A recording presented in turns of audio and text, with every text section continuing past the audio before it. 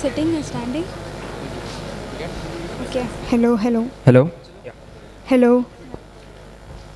Wait, everyone's sitting. We have grown up seeing movies in which the hero single handedly transforms India into something we can only imagine. Bollywood often churns out stories of a middle class hero taking up cudgels fearlessly against the rich and the mighty.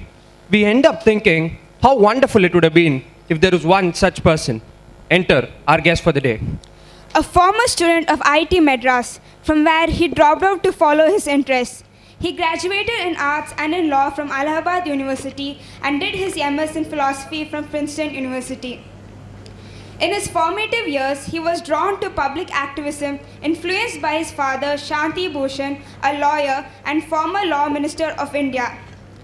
An eminent Supreme Court lawyer, he is also a tireless advocate for the rights of the disempowered and a relentless crusader for making India's highest judiciary more sensitive to the poor.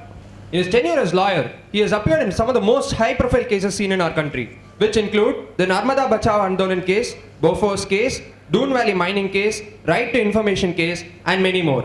He is rightly regarded for his use of the public interest litigation to help fight injustice in the system. He is also one of the founders of Swaraj Abhiyan, which is a nationwide political movement towards alternative politics and true Swaraj in India, and aims to achieve Swaraj in all aspects of life, political, economical, social, and cultural. A lawyer, activist, and politician in one, he executes all his roles with diligence. His zeal and fervor to set the political system right in the country is truly remarkable. Before we welcome him on stage, we would like to present a small tribute video which was made by Frappe, the Film Society of NIT Trichy.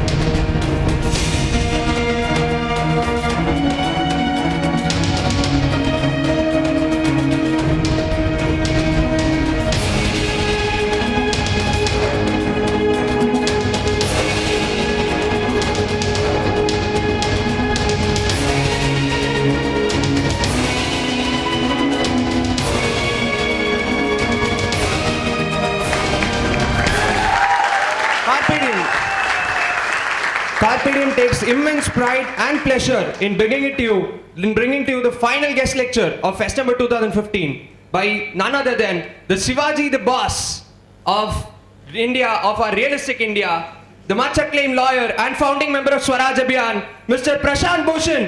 We welcome you on stage, sir. The stage is all yours.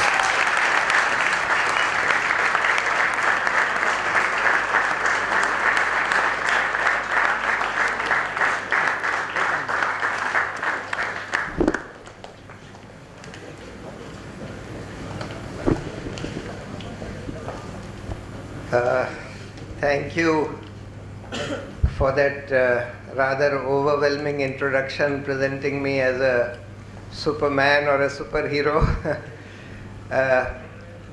Students, friends, ladies and gentlemen, the director, his wife, and other respected, some faculty members, I am sure, here. It's indeed a great pleasure to be invited to deliver this talk. I am no Superman or a superhero, as this introduction kind of presented me as.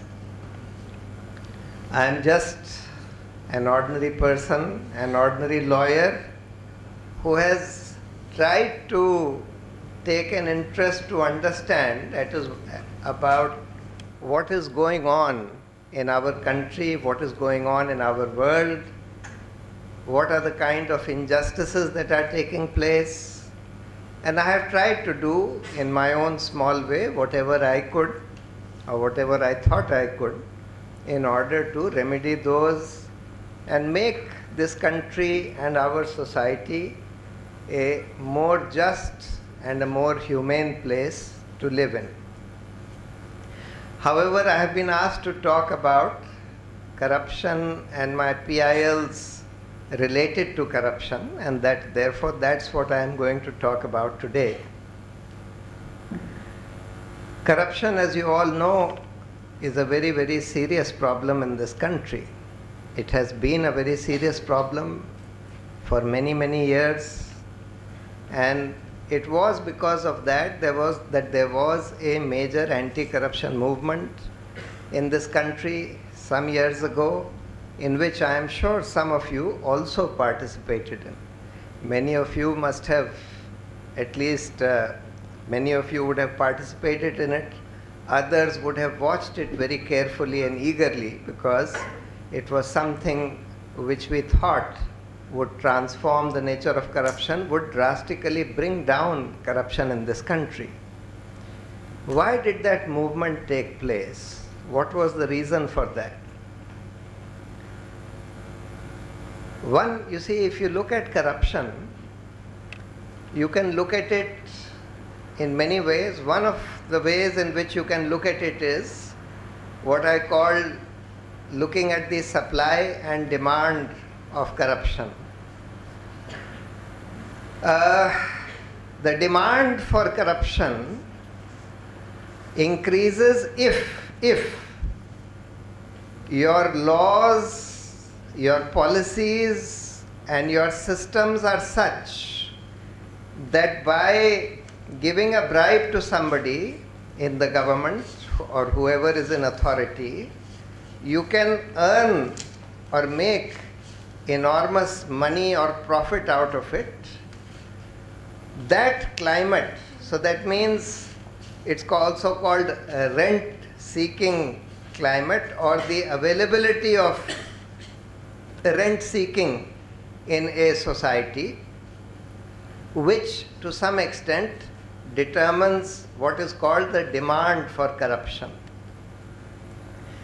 Earlier, it was thought that when we had this license permit Raj, where you needed to get a license in order to set up any industry, it was thought that that was a great source of corruption, because if you had to, since you couldn't do any business without a license, and giving a license was with the government, therefore a demand was created for corruption, because people who were in authority, who were in a position to grant these licenses, could demand bribes by way of giving licenses. However, the demand for the bribe could only be commensurate to the amount of profit that you could make by setting up that industry. Obviously, you couldn't demand more than that. It was thought that with economic liberalization, by doing away with the license permit Raj, corruption would drastically come down.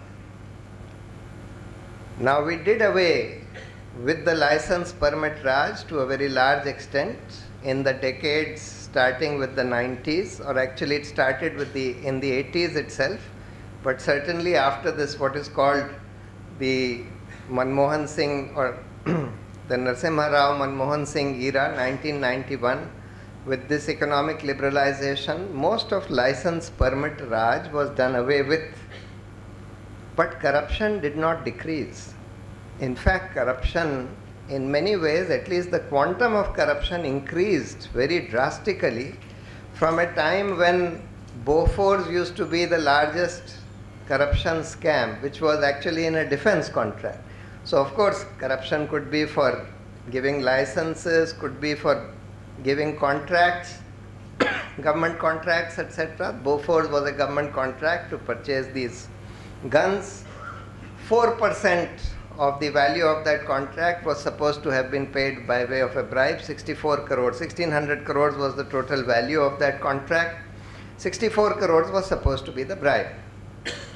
From that time, we moved on to an era where in the 2G scam, in the Colgate scam, in other mining scams, in the 4G scam, where CAG reports have come out, which show that the losses caused to the government in those scams were in lakhs of crores, tens of thousands or lakhs of crores.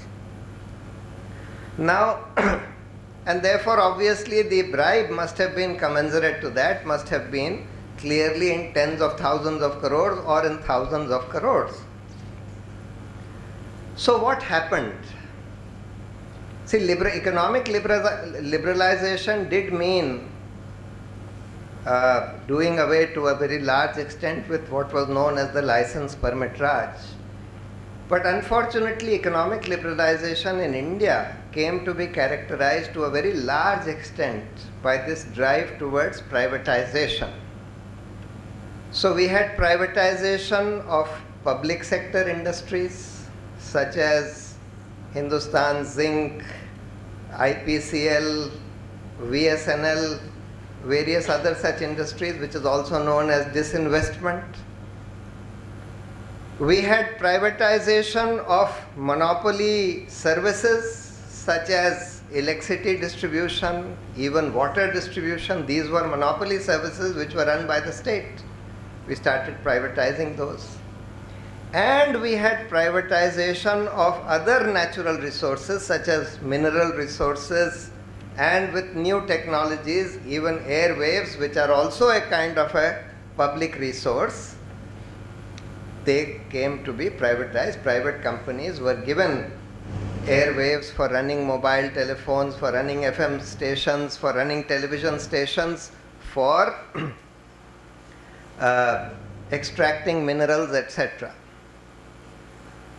Now, when you start privatizing capital, these are capital resources. So when you give away mineral deposits which are worth lakhs of crores to private companies for nothing, actually these were all given away for nothing. They were just what was called first come first served, and of course first come first served was not even religiously followed. It was all manipulated, as we saw in the 2G case, as we have also seen in the mining cases, etc. And virtually